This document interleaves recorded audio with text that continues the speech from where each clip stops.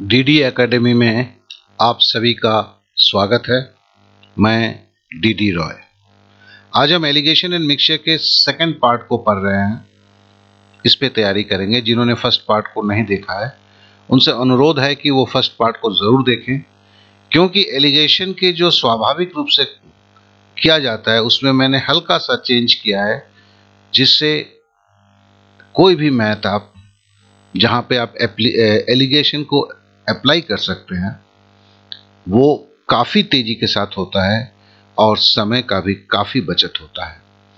आज इस पार्ट 2 में पार्ट 1 के मुकाबले क्वेश्चंस थोड़ा टफ होते जाएंगे। इस तरह ये पार्ट 5 तक मैं जाऊंगा।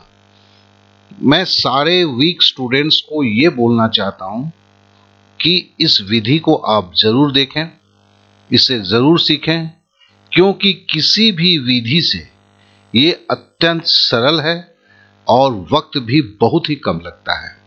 तो चलिए आइए शुरू करते हैं।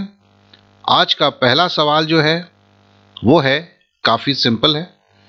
एक दुकानदार 35 किलो चावल जो उसने 30 रुपये प्रति किलो खरीदा था, उसमें वो 20 रुपये प्रति किलो दर वाली चावल का कितना किलो मिलाए कि उसका कुल खरीद भाव 27 रुपये प्रति किलो हो जाए। जो मेरे नए स्टूडेंट्स हैं वो शायद एलिगेशंस के 2 डंडे को ढूंढ रहे होंगे यहाँ, जो यहाँ दिखाई नहीं दे रहा है आपको, क्योंकि हम इसे हल्के से दूसरे तरह से करते हैं। तो पहले हम देखें कीमत क्या है। 30 रुपये प्रति किलो है, जिसे मिलाना किसके साथ है, 20 रुपये प्रति किलो। देखो प्रति बोल रहा हूँ, हर वक्त मैं प्रति शब्द का इस्तेमाल कर रहा हूँ। और ये मिलने के बाद क्या हो जाएगा, 27 रुपये प्रति किलो। सबसे पहले हम इसी बात पे गौर करेंगे। तो हमारे पास 3 रेट आए, 30 रुपये प्रति किलो, चलो उसे लिख दिया। और क्या बोलता है, overall cost will be the 27 rupees per kilo, इसलिए बीच में आएगा क्योंकि ये मिन वैल्यू है। और एक मिलाना किससे है, 20 रुपये प्रति किलो से। अब बड़ा सिंपल है, 30 से 27 अपने लेस किया तो 3 हुआ, 27 से 20 लेस किया तो 7 हुआ। अब ये 3:7 में वो चावल मिलेगा। अब देखें हमने क्या बोला है, 20 रुपये किलो। इस तरह के इसमें आपको पहचानना कैसे होता है, क्योंकि ये एलिगेशंस के डंडे नहीं है यहाँ पे। तो ये 20 रुपये जो सबसे निम्न भाव है उससे ये 3 आपको दर्शाता है। इस 20 रुपये प्रति किलो को कौन रिप्रेजेंट कर रहा है, ये 30 रुपीज पर केजी को कौन रिप्रेजेंट कर रहा है, 7। क्लियर। अब देखिए हम एक छोटा सा और हल्का सा ट्विस्ट मारता हूं। अभी देखिए 7 है, ये 30 रुपये प्रति किलो को दर्शा रहा है और हमारा 30 रुपये प्रति किलो कितना चावल है, 35 किलो। तो 7 का कितना टाइम्स है, 35, 5 टाइम्स। 7 का कितना टाइम्स, 5 टाइम्स 35। ये 7 किसको रिप्रेजेंट कर रहा है, 30 रुपीज पर किलो। आप समझ जाइए, जो पहले इस तरह की विधि में लिखते हैं तो पहला जो वैल्यू होता है वो आपके अनुपात के रेशियो का लास्ट वैल्यू को रिप्रेजेंट करता है, और जो छोटा वैल्यू होता है नीचे का, थर्ड वन, वो आपके फर्स्ट वैल्यू को रिप्रेजेंट करता है। अभी हमने बोला था क्या, हमारे पास 30 रुपीज के कितने चावल थे, 35 किलो। तो हमने नीचे 35 लिख दिया। इसकी कितनी टाइम्स है, 5 टाइम्स। तो 3 का भी हम 5 टाइम्स ही करना, क्योंकि रेशियो को तो हम चेंज नहीं कर सकते हैं। तो ये 5 टाइम्स करेंगे तो 15। तो आंसर क्या हुआ, आंसर हुआ कि 15 किलो चावल जो 20 रुपये प्रति किलो है, उसे अगर हम 30 रुपये किलो चावल के 35 किलो में मिला देंगे तो भाव जो हमारा नीचे आके 27 रुपये प्रति किलो हो जाएगा। चलिए इसको फिर से एक बार करते हैं। ए shopkeeper purchase 35 kg of rice at the rate of rupees 30. How much rice of 20 rupees per kg should be added or mixed with 30 rupees per kg rice to get ultimate price of rupees 27 per kg? तो कहने का मतलब है, देखिए पहला है 30 रुपये kilo eight the rate of 30, दूसरा है एट द रेट ऑफ 20, और एज ए होल मिलने के बाद क्या होता है, एट द रेट ऑफ 30 हो जाता है। तो 30 हमने लिया और जब इसको मिक्स किया तो ultimate rupees eight the rate of क्या हुआ 27 हुआ। ये 27 मीन वैल्यू है या मिड वैल्यू है, उसे रखा बीच में और किसके साथ मिलाना था, eight the rate of 20 rupees per KG, इससे 20 को नीचे रखा। अब सिंपली क्या किया, 30 से 27 लेस किया 3, 27 से 20 लेस किया 7। अब ये आपका रेशियो होगा, आपको 20 रुपीज पर किलो चावल चाहिए उस शॉपकीपर को, उसे 30 रुपए के किलो के 3 किलो, 20 रुपए के किलो के 7 किलो 30 रुपए के 7 किलो के साथ 20 रुपए के 3 किलो को मिलाना होगा। अब 35 किलो पहले बोल दिया है तो हम इसके 7 के नीचे 35 लिखते हैं और कितना टाइम्स देखना है, दैट इज द 5 टाइम्स। तो नेचुरली ये 3 से हम अगर गुना करते हैं 5 को, क्या कि मेरा फैक्टर क्या है 5 है, तो ये कितना आएगा 15 kilo. Then this is the answer. हमें 15 किलो 20 रुपए वाले चावल को मिलाना है 35 किलो चावल के साथ जिसकी कीमत 30 रुपये है। तो फिर हमें जो अल्टीमेट प्राइस होगा, खरीद भाव हो जाएगा उस चावल की, कम दाम और ज़्यादा दाम वाले चावल के मिलने के कारण वो होगा 27 रुपीज़ पर केजी। मुझे कुछ भी ऐसा कारण नहीं लगता है कि आपको ये चीज़ें समझ में नहीं आएगा, क्योंकि बहुत ही सिंपल है। और देखिए आपने कितने संख्याओं को लिखा है, 1 2 3 4 5 6 संख्या को लिखा है। हर हालत में ये आपके 10 से 12 सेकंड में ये हो जाने वाला है अगर आप इस मैथ को आप समझ जाते हैं तो ये फास्टेस्ट फास्ट की कहानी है। चलिए हम नेक्स्ट को करते हैं। बोला गया है दूध में 16 लीटर पानी मिलाकर 9 रुपए प्रति लीटर बेचा जाता है। अगर शुद्ध दूध का कीमत 10 रुपए 80 पैसा हो तो 16 लीटर पानी में कितना दूध मिलाया गया है। तो देखिए कीमत price at the rate of कितना है, 10 रुपये 80 पैसा एक है, दूसरा कितना है 9 रुपया है।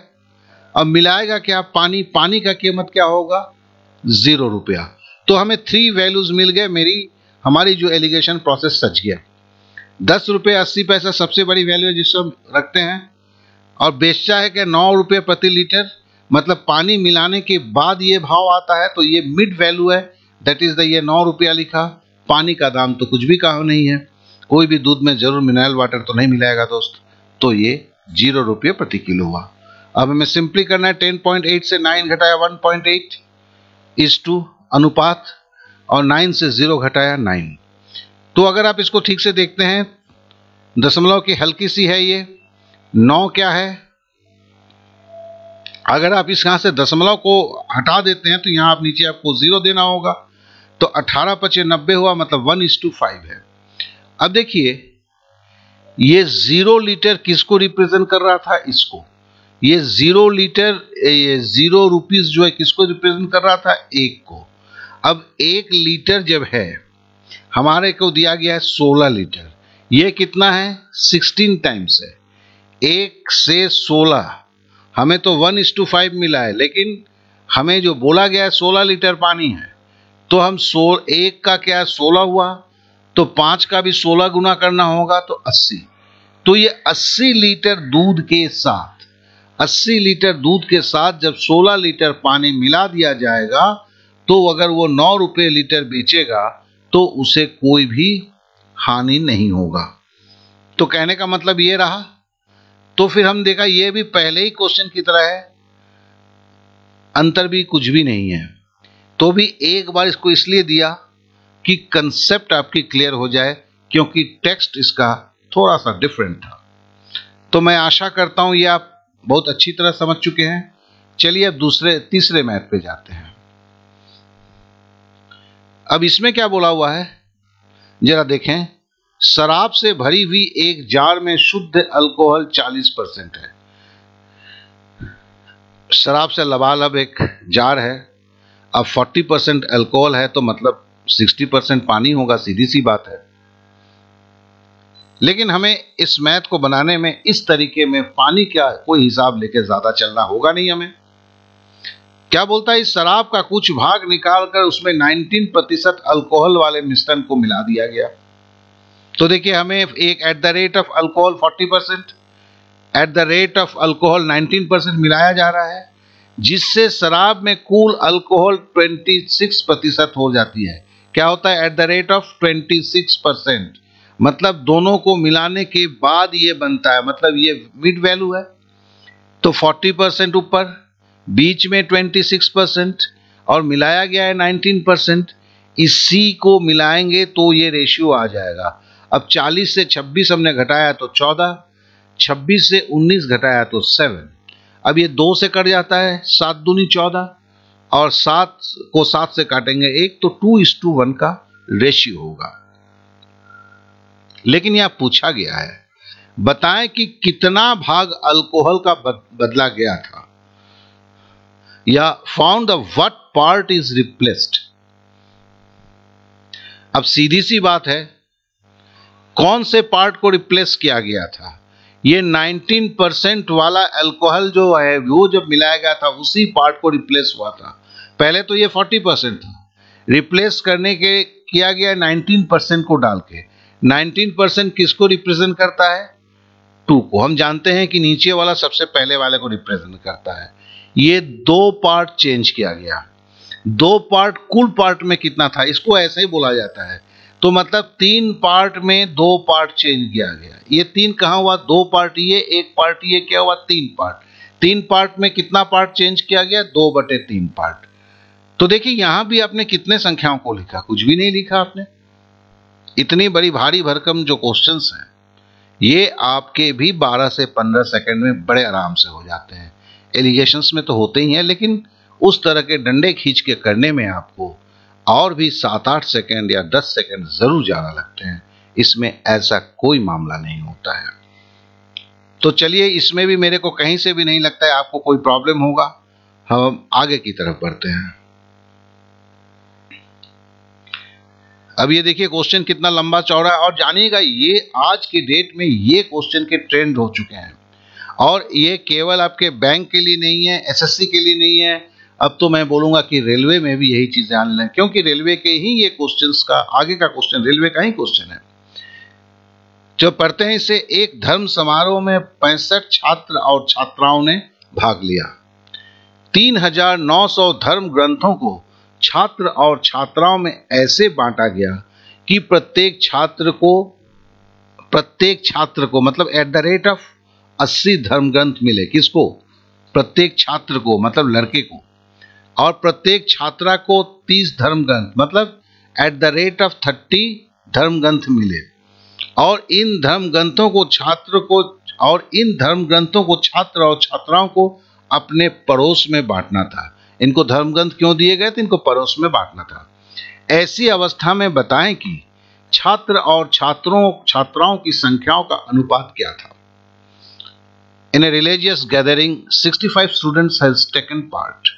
3,900 holy books are distributed among students in such a way that every boy received 80 holy books, मतलब at the rate of 80 holy books, when every girl received 30 holy books. What they have to distribute in their neighbor. Find out the number of girls and boys who received those holy books.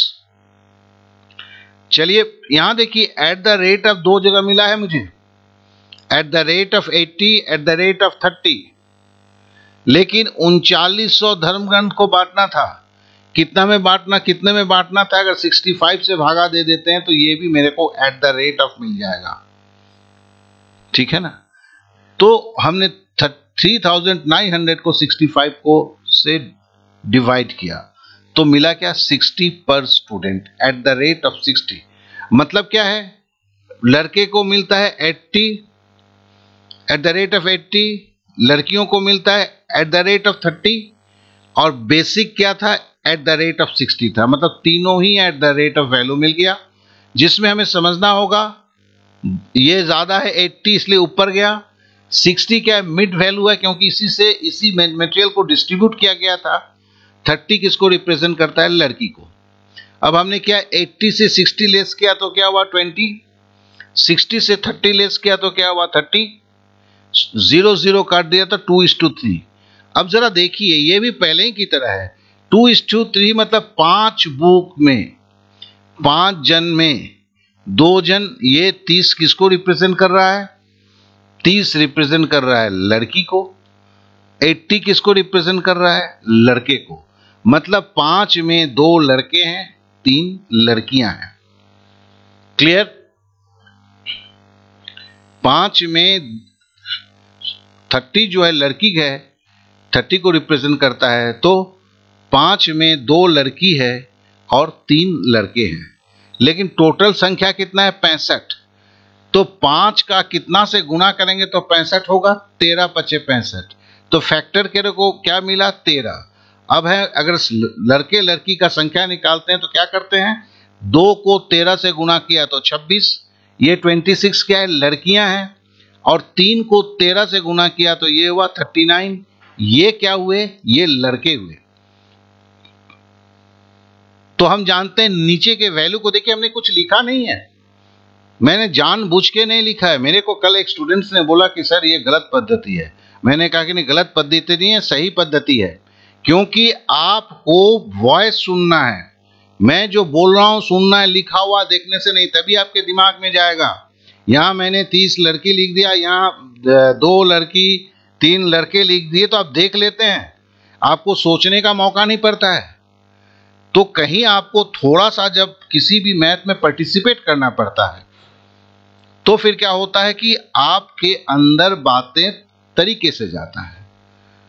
तो फिर हमारा क्या निकला? ये 2 किसको represent कर रहा था, ये समझ में नहीं आया। तो मैं यहां देखा 20, यहां से देखा 30। 30 कौन है भैया? 30 धर्म ग्रंथ छात्राओं को दिया जाएगा। तो ये रिप्रेजेंट कर रहा है 2 लड़कियों को, और ये 5 में ये बंटवारा बताया गया है। मेरे छात्र छात्राएं कितने हैं? 65 है। तो 5 को हमने 65 को हमने 5 से भागा दिया तो मेरे को फैक्टर मिला 13। मतलब 13 से इधर भी गुना किया तो 13 दूनी 26, ये 26 क्या हो गई? लड़की हो गई। फिर 13 से 3 को भी गुना किया तो क्या हुआ? 39, ये क्या हो गए? लड़के हो गए। अब इसको जोड़ के भी देख लीजिए, 9 6 15 का 5, 3 2 5 और 6, 3 2 5 और 1 6, मतलब ये 65 ये दर्शाया। तो आप भी देखिए कि ये भी कितना, इस मैथ में आप देख के तो लगता था कि ये कुछ भी नहीं होगा, तो अच्छा खासा समय लेगा, लेकिन ये भी आपको हर हालत में 30, क्या कि आप फैक्टर 13 तो लिखने से रहे, ये तो थोड़ा तो भी मैंने लिखा है, यहाँ पर स्टूडेंट लिखने से आप रहे, आप तो केवल इतनी लिख के जाते हैं, तो फिर ये भी आपका 20 सेकंड के अंदर जरूर हो जाता है। इसकी निश्चितता आप हमसे कर लें। चलिए अब नेक्स्ट सवाल पे चलते हैं। सतीश का खर्च और बचत का अनुपात 3:2 है। सतीश के आमदनी में 10% का इजाफा होने पर सतीश के खर्च में भी 12% का इजाफा हो जाता है। ऐसे अवस्था में बताएं कि सतीश के कुल बचत में कितने प्रतिशत का इजाफा हुआ। Expenditure and saving ratio of Satish is 3:2. When Satish's income is increased by 10%, at the same time his expense was also increased by 12%. In such situation, please find out the increment in savings of Satish. मैं आपसे गुजारिश करूंगा, ये सवाल इतना common है और ये हर एग्जाम में आया हुआ है, और हर 10 बुक्स में से आप देखेंगे किसी एक ने ही इसमें क्या कहते हैं, एलिगेशंस का इस्तेमाल किया है, नहीं तो वही एक्स लेके परसेंटेज के लंबे दौर पे चीजें गया हुआ है। पहले हम इस चीज को जरा समझ लें। आमदनी इनकम के अंदर में क्या होता है दोस्त? आमदनी बराबर होता है खर्च प्लस बचत। आमदनी एक मिक्सचर की तरह आप देख सकते हो, जिसको हमें मिलता है क्या? जैसे आपने 5 रुपया खर्च किया और 2 रुपया बचाया, तो मैं क्या बोलूंगा? आपका आमदनी 7 रुपया हुआ। भैया 7 रुपया आमदनी हुआ, तभी तो आप 5 रुपया खर्चा किए और जेब में 2 रुपया बचा। तो आमदनी जो है वो एक मिक्सचर है, आप सोच सकते हैं, जिसके अंदर में खर्च और बचत दोनों जुड़े हुए रहते हैं। अब देखो 10% मतलब एट द रेट ऑफ, एक फिगर आपको मिला है 12%, ये भी आपको एट द रेट ऑफ मिला हुआ है, लेकिन ये 12% क्या है? खर्च है। 10% क्या है? आमदनी है। ठीक है ना? और इसमें आपका बचत नहीं है। तो हम क्या बोलते हैं, आमदनी है। ये किसके किसके मिलने से बनता है, ये आपके खर्च और बचत के से मिलने से बनता है। फिर से दोहराता हूं, सतीश के खर्च और बचत का अनुपात 3:2 है। चलिए 3:2 लिख दिया मैंने। सतीश के आमदनी, आमदनी क्या है, आमदनी मिक्सचर है, मतलब मिलावट है। किसके साथ किसका, आपके खर्च और बचत का है। और सतीश के खर्च में 12% का इजाफा हुआ। अब देखिए ये भी इजाफा इंक्रीज हुआ, ये भी इंक्रीज हुआ, हमें बचत में भी कितना प्रतिशत का इंक्रीज होना है। तो मैं सारे पीछे के घटनाओं को भूल जाता हूं, मैं केवल कंसंट्रेट करता हूं इंक्रीज के ऊपर कितना इजाफा हुआ। 10% बीच में क्यों आता है, क्योंकि ये आमदनी है। इसके अंदर में क्या मिला है, ये 12% मिला हुआ है। ये इजाफा किसमें हुआ है, खर्च में। अब सेविंग्स में क्या होगा, अब देखिए 12 से जब 10 घटा है तो फिर ये 2 था, हमें पता है।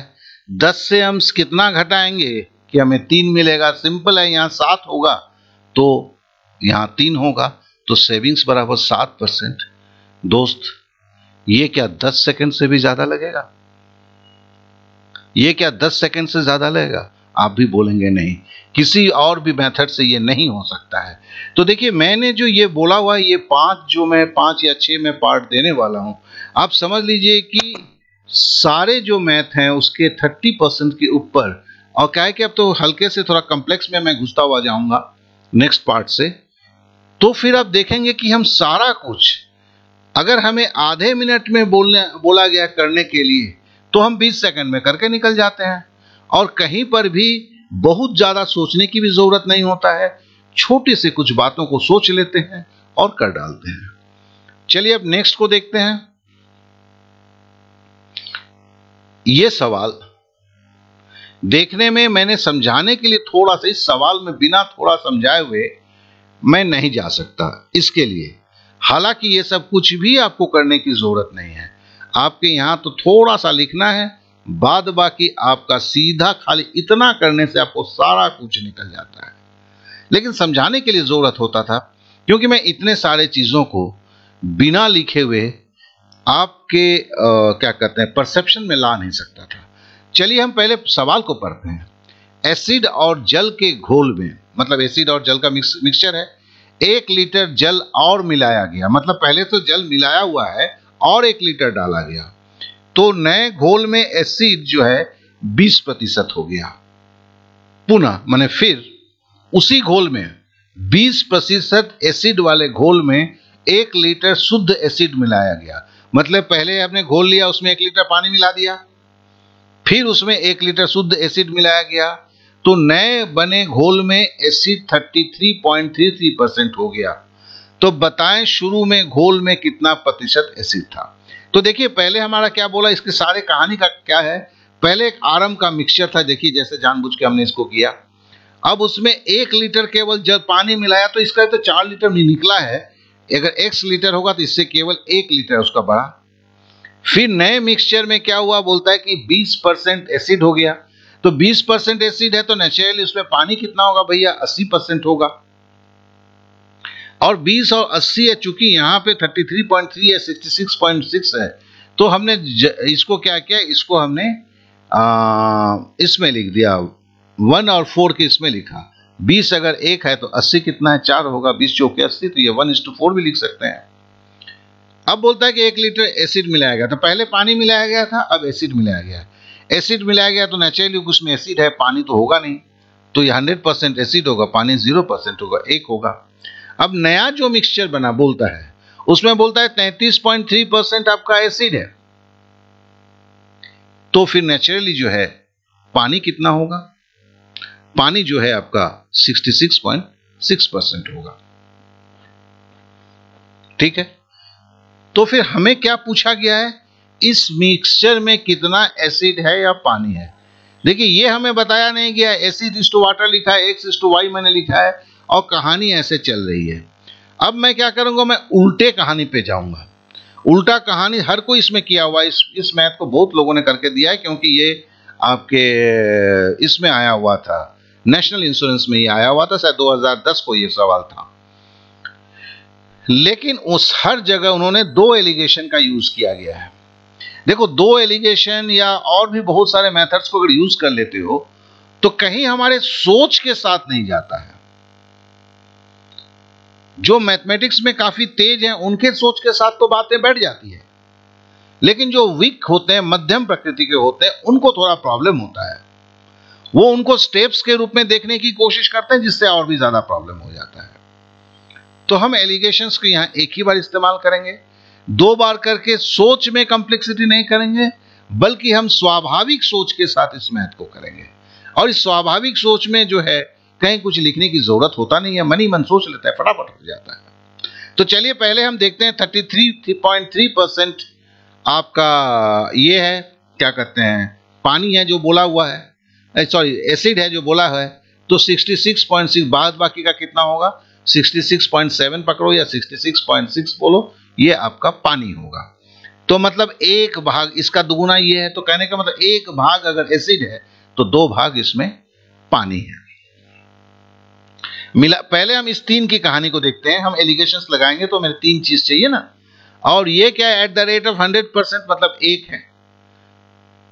इसमें पानी था ही नहीं, उसने शुद्ध एसिड को डाला हुआ था, ओनली एसिड।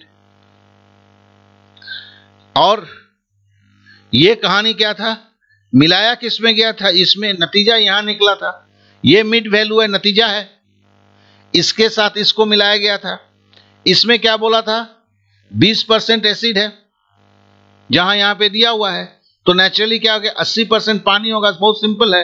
तो ये हम बोल सकते हैं 20 का 4 गुना 80 होता है। हम बोलते हैं अगर 1 भाग एसिड था तो 4 भाग पानी है। तो ये कहीं से आसमान से नहीं टपका, ये सारे बातें को उसी सवाल में बोला गया है। हमने बोले भाग को लिखा हुआ है। इसे पहले आप भी लिखते हैं, बाद में आप कुछ नहीं लिखते हैं, कि सब लिखने की जरूरत ही नहीं होता है। पहले भैया एसिड मिलाया गया, एसिड 1 है। मिलने के बाद मध्यमान का मतलब क्या होता है, 2 चीज को मिलाने के बाद क्या बना वो बीच में होता है। क्या बना था, 1:2। हम तो खाली एसिड की बात देख रहे हैं, यहां एसिड हमने 1 लिखा और कुछ था ही नहीं, तो इसके लिए बटे में कुछ नहीं आया। लेकिन यहां एसिड है, साथ में 2 भाग आपका पानी भी है, तो नीचे क्या होगा, टोटल भाग कितना है, 3 भाग। 3 भाग में एसिड कितना है, 1, तो हम क्या लिखेंगे, 1/3।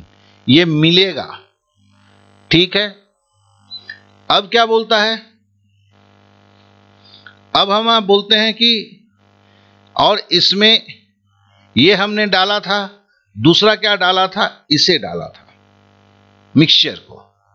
एसिड 1 है, इसमें क्या था, हम एसिड की बात लिख रहे हैं तो एसिड 1 है, लेकिन टोटल मिक्सचर क्या है, 5 भाग है, 4 भाग पानी है, 1 भाग एसिड है, तो कितना है, 5 भाग है।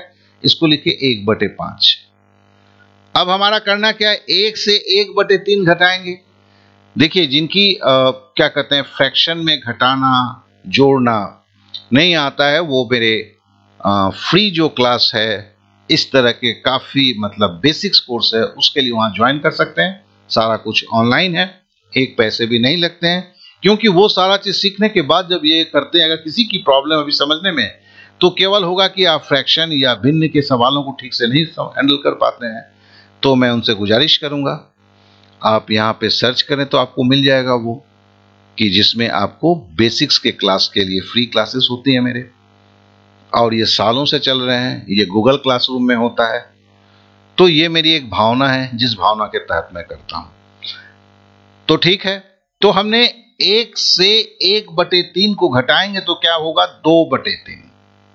फिर क्या करेंगे, 1/3 से 1/5 को अगर घटाएंगे तो होगा 2/3 गुना 5।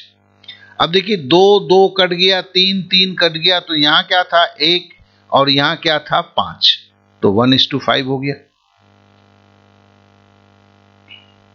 तो कहने का मतलब है, अब ये 1:5 जो है, ये टोटल मिलके कितना हुआ, ये टोटल मिलके देखिए 1 और 5 क्या है, 6 भाग है। तो हमने लिखा 6 भाग, मतलब लीटर में चूंकि चल रहा था तो हमने 6 लीटर लिखा, क्योंकि ये भी देखो डालने के बाद जो है लीटर में था, तो यहां पे टोटल क्वांटिटी कितनी है? 6 लीटर। मेरे को तो खाली यही जानना था कि यहाँ है कितना बाबा। यहां से तो मेरे को तो एक था कि 3 का ये चल रहा है तो 3 के गुणक में चल रहा है। मैं ऐसे भी कर सकता था, लेकिन मैंने जानबूझ के थोड़ा सा एलिगेशन करके खाली हमने पता कर लिया कि ये 6 लीटर, इसलिए हमने रात को इसको लिखा। ये 6 लीटर बना किससे था? इसमें 1 लीटर एसिड मिलाया गया था, अर्थात जब एसिड नहीं मिलाया गया था तो ये 5 लीटर था। अब 5 लीटर जब था, 5 लीटर में क्या था? 1 लीटर आपका एसिड था, 4 लीटर आपका पानी था। फिर से बोलता हूं, देखो ये काफी स्वाभाविक बुद्धि है। 5 लीटर में 1 लीटर एसिड था, 4 लीटर आपका पानी था। अब इसमें से आपका ये 4 लीटर पानी क्यों था? क्योंकि इसमें 1 लीटर आपने पानी मिलाया था। तो मतलब जब नहीं मिलाया था, ये 5 लीटर की जगह 4 लीटर था, तो एसिड 1 ही लीटर था। पानी कितना था? 4 लीटर से चूंकि 1 लीटर मिलाया गया था तो यहां नेचुरली 3 लीटर था। तो मतलब मिक्सचर 4 लीटर है, उसमें 1 भाग एसिड है, 3 भाग पानी है। तो फिर हम कैसे बोलेंगे? देखो ये 4 भाग मिलके 100 होना चाहिए, मतलब इसका 3 गुना था। ये 25% होगा तो ये 75% होगा। और ये 25% आया कैसे? 100 को अगर 4 से भाग दोगे तो कितना आएगा? 25% आएगा। It's a most common. तो हमने देखो यहाँ पे बेसिकली क्या है, हमने केवल एक जो है एलिगेशंस को किया इस जगह के लिए। फिर हम सिंपली स्वाभाविक बुद्धि से घटाते हुए 6 लीटर से 1 लीटर घटाया तो 5 लीटर हुआ, 5 लीटर से 1 लीटर पानी घटाया तो 4 लीटर हुआ, 4 लीटर में एसिड 1 लीटर, 3 लीटर पानी, ऐसे ही समझ में आ गया। उससे जो इसने पूछा हुआ था इनिशियल कंसंट्रेशन ऑफ एसिड, घोल के शुरुआत के घोल में कितना प्रतिशत एसिड था, वह हमें पता हो गया।